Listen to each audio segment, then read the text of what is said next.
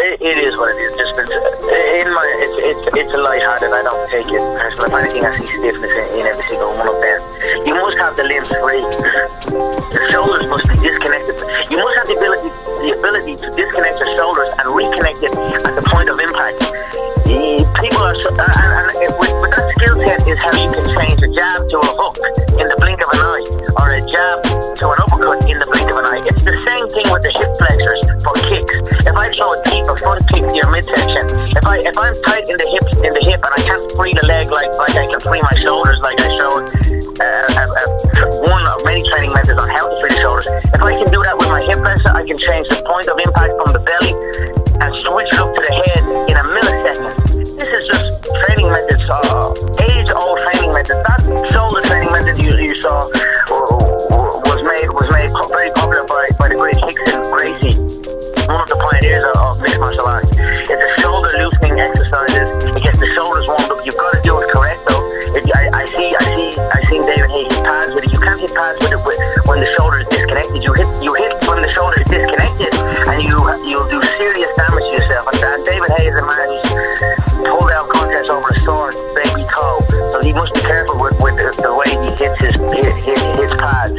But it is what it is. I mean, again, we will educate as we go forward. It's a marathon, not a sprint. Fight. What you learn is like what Conor McGregor figured out. What Conor McGregor figured out is that what holds a lot of these guys back is movement. And so if you look at Tony Fricklin as he's moving towards Anderson, his movement, he's very limited. Like he can't cover distance quick enough. He has to make these little hop steps. Right. He can't just slide in and blast things. Conor is fluid with his movement in and out to the point where he can step forward, and obviously wouldn't be able to do that with Anderson Silva, but he can step forward and step in and step out, like when he fought Jose Aldo. One of the most important parts of that fight was that Aldo was trying to figure out the movement of Conor. Like go to that fight, Jose Aldo versus Conor McGregor, and what Conor was doing so good was sliding forward and sliding back. There's like that one moment, because it's a very short fight, but there's the one moment where he like feints a thing and jumps back. Right here. See, like he's standing in front of him. See how he pops. Yep. But look how like he's in and out. He's moving a lot, and it's a different thing. Boom, he slides back and drops the fucking left hammer on his chin. And it's that movement that's so critical in a really high level fight. Like, look how fluid he slides back and launches that punch at the same time. The jabs are good. Just staying switched on, jab, and it's switched on, jab, and it's switched on. When you throw the combination jab, slip, uppercut, backhand, roll, this is you, bouncing. Always the movement. Jab, slip, uppercut, right hand, roll, and then what? Then we're still here. Boom, boom, boom. Still here. You're doing this. Boom, boom, boom. Back into the center. You're doing sharp, staying up like the jab. Stay like that, even after the main combination. Boom, boom, boom, boom. And then we're still here. Ready to go again. Boom, boom. That's bollocks. But better.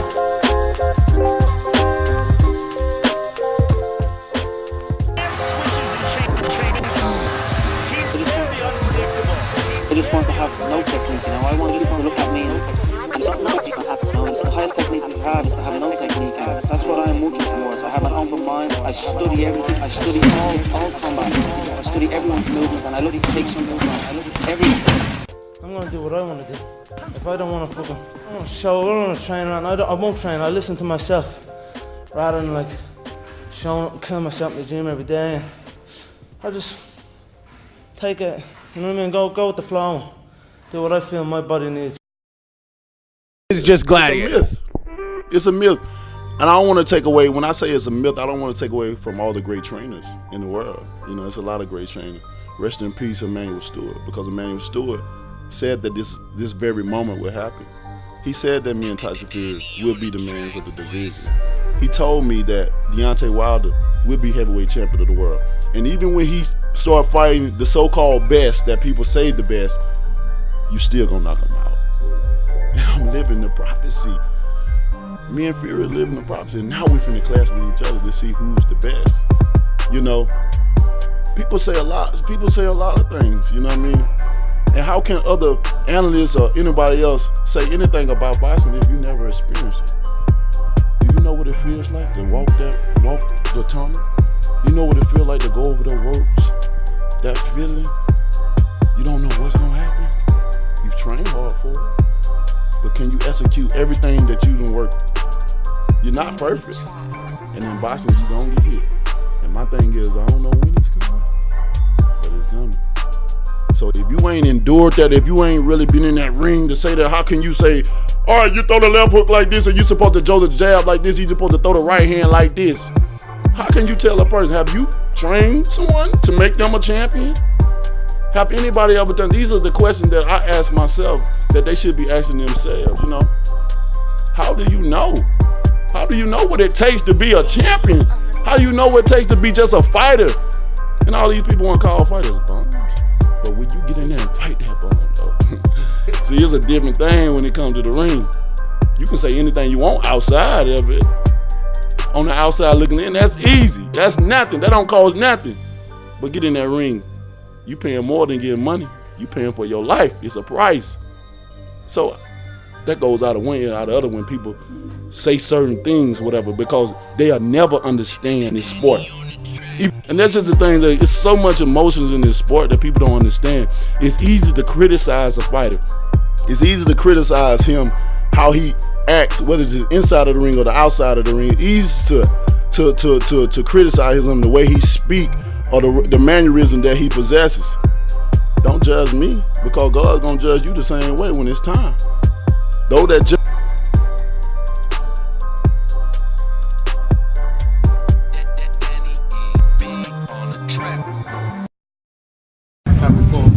it's repetition, and then it's just a feel.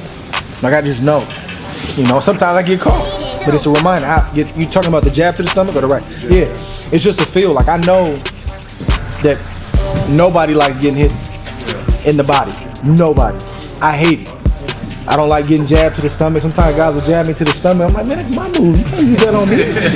But I hate it. You're getting stabbed in the stomach. A lot of guys don't work on it and don't know how to do it.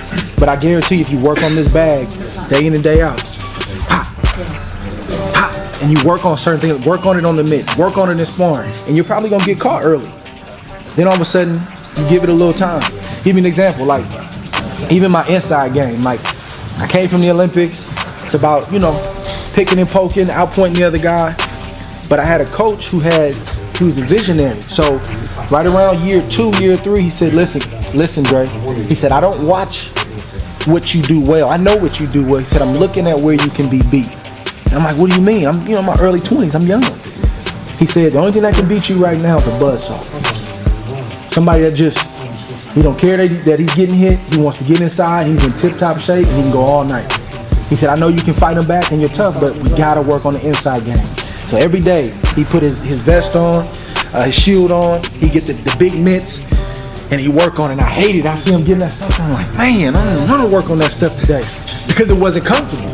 I'm used to being at distance, boom, being slick, and then he work on getting inside with the jab here, folding, and then what to do, what kind of punches to throw. And then year 4, year 5, year 6, the Alan Green fight is when it first showed up. Everybody's like, oh, the inside game. But that was 3-4 years in the making. It's the same thing with the jab. You work on this stuff. It's like putting money in the bank. Money in the bank. People don't see the money you put in the bank, but then you hit return, or you go check that balance, and they like, oh, you got a lot of money, man. I've been saving up. So it's just the reps. It's the boring stuff. It's the day-to-day stuff. All the slick stuff is cool. But the fundamentals is what gets you by. The fundamentals will win you a fight. The fundamentals will get you out of trouble. If you find yourself in trouble, you hurt. Fundamentals, jab, getting your hands back in place. Another example, like I don't know how many of you guys watch basketball. Anybody? Anybody? Any Warriors fans up in here? No? What? Okay. Well, I'll give you the basketball. This may not be a good example, but like in basketball, they do layups. You know, you got your basic right hand layup, you got your left hand layup.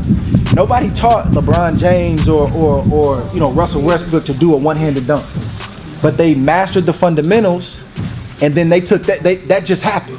So you'll learn how to do the check hook. You'll learn how to throw 3 hooks at a time off of the fundamentals. You work on the fundamentals, then that's gonna come. You'll know when to put a little flavor on it. But if you're working on the flavor all the time and not the fundamentals, you're gonna need it. So it's the same thing with the jab. Just work on it every single day.